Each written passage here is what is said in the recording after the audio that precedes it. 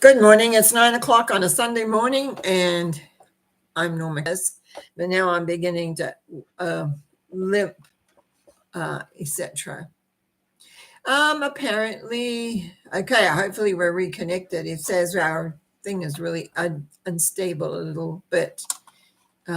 We shall keep going, and hopefully, everything is okay. I've never had this blue across here, so we'll see what happens. It's so interesting what they say across the top. Oh, it's a little unstable. Wait till we reconnect. Well, if we wait, then when do I start again? It doesn't say that. So we shall keep our fingers crossed that everything is okay. So anyway, I was looking at a book I wrote in 93 called Secrets for Living Happily. It kind of has a lot of little bits and pieces about how to make life work. And it's one of the things I found I always wanted to be happy, but I found very often people don't go for the title because as though I don't know what it is about living happily. I thought it would be really good out there. It's sold okay, but mostly because I was doing workshops and conferences and things like that. It went. But one of the elements I wrote in here, right fairly near the beginning, is to give yourself a treat every day. That's what it says. Give yourself one treat each day. Why do we do that? Why do we give ourselves a treat? Is because it reminds you that you're important and that you've got goals and you know where you're heading and you know where you're going. But when we get really geared into whatever goal it is or whatever we're striving for, very often we forget to acknowledge it's ourselves. And so what can happen is people burn out. I've seen a lot of that over the years, where you just literally lose the impetus, that you get tired of the struggle, or you get tired of working and you never get there. So what can be a treat? Well, I have to tell you, ice cream is one of mine. I have a little ice cream things I have. And when I get all of a sudden feeling like things are piling up, I'll have a little ice cream. That's me. That's why I'm a little chubbier than a string bean. But anyhow, they can be many things. Going out, taking a walk. I remember sometimes I used to get like overwhelmed by all the things I had to do. I would just stop and take a little walk. Go and look at nature, or go out and look at the flowers wherever you are. Something that inspires you. It doesn't have to be a long walk. It can just be something where there is a view, that you can see something bigger than you, so that you remember that there are powers and energies in this world that can help and aid and direct you in quite a different way. And so I was like, what kind of traits? As I said, probably food has been one of mine all the time since I can remember. But also, too, it can be little things that people don't think so, like a walk, or picking up the phone, talking to a friend. Something that breaks what you're doing. What I mean is that when you're concentrating, when you're doing something, when you've got extra things happening, you're studying for something, or you're wanting to achieve something, or you're wanting to do something else, and all of a sudden it's like you're coming to a dead end. Your brain's tired. You can't figure out what you can't figure the answers out, or whatever. Just stop, breathe, and think, what would I like right now? It could be food, which you're needing. It could be water. Just a moment ago, I went and had to have some water. It could be, as I said, go outside and look at the sky. Or I'm not going outside too much today. It's been very cold here, so minus 10 at night, and wake up and it's still below zero. No, but when you have to go out to get in your car, that's what you have to do. But what do? We put on a heavy coat. We look to see what our needs are to make things happy, to make things workable, to make it easier for you to achieve what it is you are wanting to achieve. Goals are really important. I believe in goals. What you have, what you do, what you want to achieve, what you want to get. But it's not only the goals that are important, it's that you enjoy the path that you're on. That's just your roadway. Are you enjoying it? Because if you're not enjoying it, if you've got stress, you got to start looking at where you can support yourself. And that's what I find very often. I had a consultation yesterday, and I don't know that I handled it the best, which sometimes happens. Trying to point out that giving your power away to everybody because somebody wants you to do something and you think, oh, there's nobody else to do it, I have to do it, which is not the best way to go for satisfaction, growth, and health.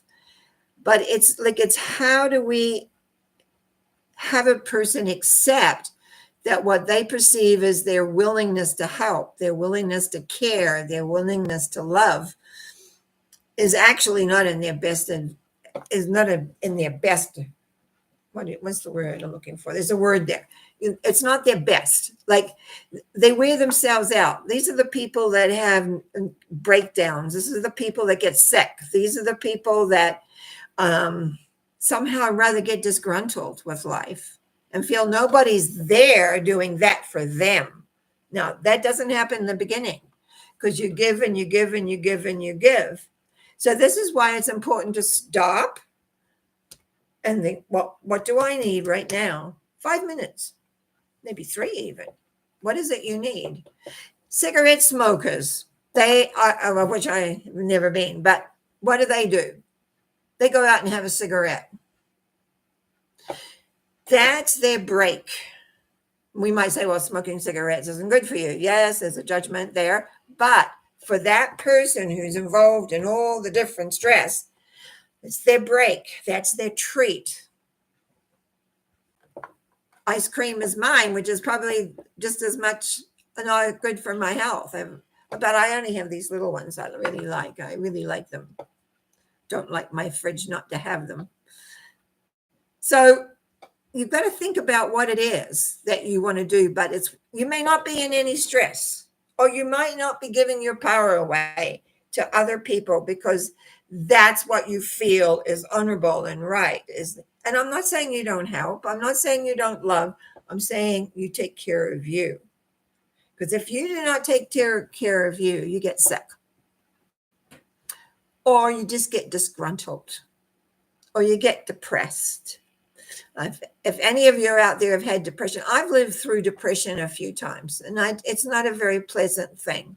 I don't really feel that for a lot of years now, because I knew how to take care. I ended up knowing and learning how to take care of me.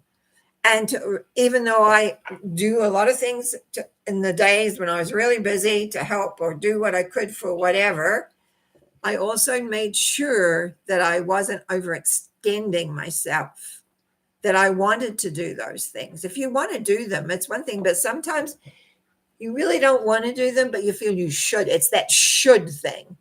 If you have the should in there, you're not really treating yourself. What you're doing is for other reasons mentally, maybe a bit emotionally, but usually mentally, you feel that you should. There's no one else to do that. I should do that. It's not even a question of whether I could do it, because you usually can.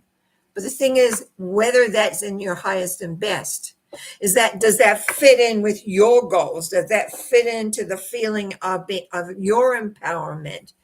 Sometimes when we're doing a lot of service things for other people, we feel like we're in service and it feels honorable. But there comes a point when you don't really want to do something and you're pressured by other people because they know you'll say yes. That's what happened yesterday with a client. And I began to realize, and I knew that they didn't like what I was saying, because you got to look after yourself. But it's a hard lesson. I had to learn it. Many people have had to learn it, or they pay consequences. And that's how I learned it, was through paying certain consequences. And that's why in the beginning, when I actually wrote this little booklet called, and I'll show you, Secrets for Living Happily. 1993, I published it. because I thought the title would grab people, but it didn't. So that's okay. No problem. But it's got lots of little pieces in there. And I'm probably going to draw from it a little bit in this next while, because like this one here, every now and again, I have this page that says something like this: give yourself a treat today.